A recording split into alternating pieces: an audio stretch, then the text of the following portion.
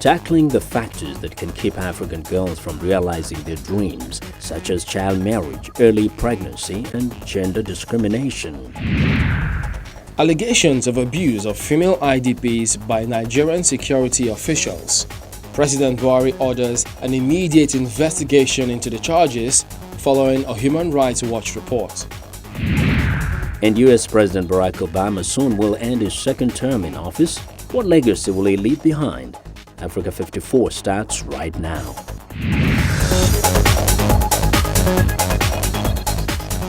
Hello, I'm Chamberlain Uso at Channels Television here in Lagos. Welcome to our show as we go around the continent to bring you news and stories from across Africa. Well, thanks a lot, Uso. I'm Vincent Makori coming to you from Studio 51 at the Voice of America's global headquarters in Washington. Now, every government has the responsibility of protecting its citizens, especially the most vulnerable. But it appears as though the Nigerian government has noted and they are investigating allegations of abuse and exploitation of females in camps for internally displaced persons in the Northeast region.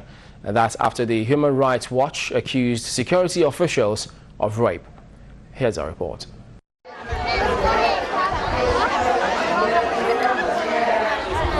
Victims of insurgent attacks displaced from their homes have since taken shelter in several camps in the northeast in the hope of getting protection from their assailants. But a recent report by the Human Rights Watch points to accusations of gross human rights violation in these camps, including rape and exploitation of women and girls by security personnel. Earlier in July, the group also documented cases of sexual abuse of 43 women and girls living in 7 IDP camps in Maiduguri, Borno State. The group's senior researcher in Nigeria gives credence to the report. It goes beyond just criminal investigations. Those women, those girls need immediate medical and mental health, psychosocial support. We definitely cannot say that it is happening in all the IDP camps in Nigeria. But what we do know is that in many of the camps in Maiduguri, there are 13 formal camps in Maiduguri. And I also must point out the fact that other institutions, including the UN, had released reports, assessments reports earlier in the year as far back as April and May, alluding to the fact that these abuses were occurring and asking the government to act immediately. So we definitely know that it is happening in Maiduguri, where most of the people displaced by the Boko Haram conflict are resident. Whether they are occurring in other camps outside of Maiduguri or outside of Borno State, we do not know. Worried by the report, President Muhammadu Buhari gave a directive for immediate investigation of alleged rights abuses in the camps, reiterating his commitment to the welfare of these most vulnerable Nigerian citizens. Findings of the report will define appropriate action that will be taken. Meanwhile, the Inspector General of Police has set up a special panel to thoroughly investigate the allegations of exploitation of females in the camps. And the assurance from the government is that it will do all it can to protect the rights of all internally displaced persons and support them until they return to their communities. You're watching Africa 54. I'm Chamberlain Uso. The federal government has a new plan to borrow money from other nations to fund infrastructure projects across Nigeria. But is it a viable plan? We're joined now by Channels Television's head of business desk, Mr. Bosun Omofaye. Thank you for coming on the program appreciate today. it, Chamberlain. Well, the conversation has been about this loan, and some of the big questions out there is, do we really need this loan? Yes, Nigeria does really need the money. We're looking at $450 billion infrastructure deficit. So $30 billion is still a drop in the ocean if you look at what you need to fix as far as the country is concerned. Population is increasing massively. You have very massive young population. So you really need to fix infrastructure, and you need every dime you can have on the table. Well, almost immediately after that, they also seem to ask, have we put in place enough measures to ensure that we could pay back?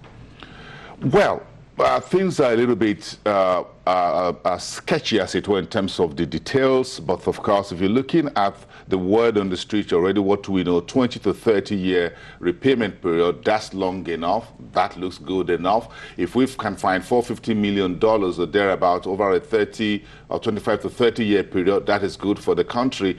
Again, the current oil prices downturn will likely taper off at some point, and if it doesn't over the next 3, 5, 10 years, which will definitely change one way or the other, you will definitely find that at the current price levels, Nigeria can begin to work its way backwards and forward over time. Again, if you diversify the economy into mineral resources, agriculture, and other exports drive, which fetches you liquidity in dollar terms or in foreign exchange terms, then you will have what it takes to really repay the loan. I also know that there was that conversation about whether or not we should be going to the IMF to get a loan, because people are emotional about the requirements of IMF. What do you think?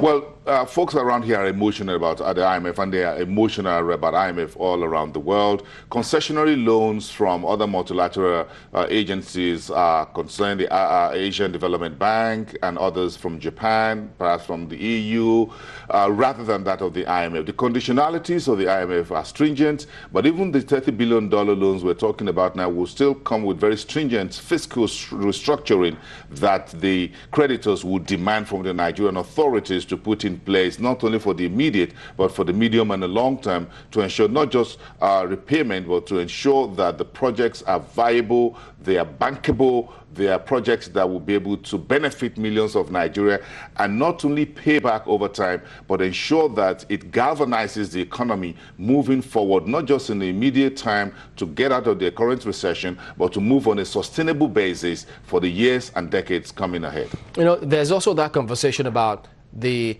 organized private sector, how going externally to borrow money will free up capital for the local investors here. How should the OPS handle this? The organized private sector would always have something to borrow. If the government at a sovereign level can borrow $30 billion, it's a confidence for creditors and investors around the world to also look favorably at the private sector as a way of getting loans, foreign loans, that is. When Nigeria's credit rating was downgraded, you saw what happens across board. Lagos State got downgraded, a few other organizations get downgraded. So the better it is at the fiscal, at the sovereign space, the better it's also for organized private sector to also approach the global marketplace and get more loans and work with it. Well, thank you, Boson Mafaye, for joining us on Africa 54. My pleasure. Well, the tiger, the rhinoceros, the gorilla, the list of animals that have been pushed to the brink of extinction is long. But scientists in Limpopo, South Africa, have used in vitro fertilization to create the world's first test-tube Cape buffalo. Kevin Enoch has the story. Pumalelo, the buffalo bull calf, was born on June 28th and was unveiled to the world in late September. She is a product of in vitro fertilization, which doctors have been using on humans for 40 years. Transferring the process to animals is a real victory for scientists. We've worked out the buffalo, and it gives us a stepping stone, and it gives us all the information that we need to do the same procedure on rhinos and all other endangered species.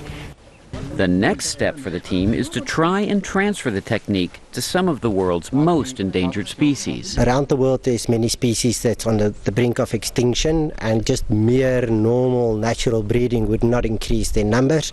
There we can think of species like the giant sable, the bongo of East Africa, the urilu of Mombasa area in Kenya, and most important, the northern white rhino, of which there are only 3 of. That Pumalelo is alive and well is a hopeful sign for animals like the rhino, which are so scarce, scientists say artificial reproduction is the only way to ensure their existence. Kevin Enoch, VOA News, Washington. Well, we want to know what you think about Africa 54 and the stories we cover. Join the conversation on Facebook. The address is Africa 54, and check out all headlines 24/7 on voaafrica.com. Well, coming up, farmers in Kenya are embracing environmentally friendly irrigation systems that keep their crops watered all around the clock. That story after the break.